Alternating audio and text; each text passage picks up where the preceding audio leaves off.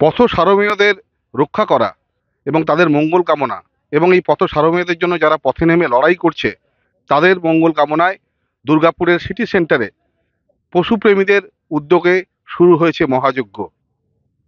দুর্গাপুরের সিটি সেন্টারের সাই মন্দিরে এই মহাযজ্ঞ করেন দুর্গাপুরের পশুপ্রেমীরা এবং স্বজন সুজন সংগঠন।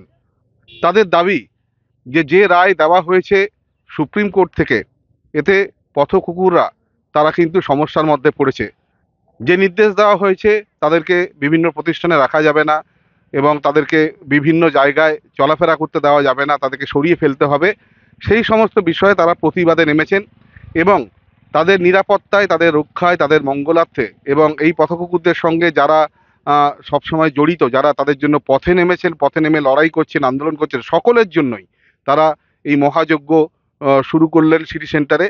এবং এই যজ্ঞের মাধ্যমে একটা ছবি উঠে এলো, সেখানে আমরা দেখতে পেলাম যে প্ল্যাকার্ড হাতে নো ডগ নো ভোট, অর্থাৎ নো ডগ নো ভোট মানেই যদি পথকুকুরদের যদি রক্ষা না করা হয় তাহলে ভোটেও এর প্রভাব পড়বে। এছাড়াও বিভিন্ন প্রতিবাদ প্ল্যাকার্ড হাতে নিয়ে তারা এই মহাযজ্ঞে যে আয়োজন করা হয়েছিল সেখানে বসলেন সমস্ত পশুপ্রেমী সংগঠনের বিভিন্ন সদস্যরা।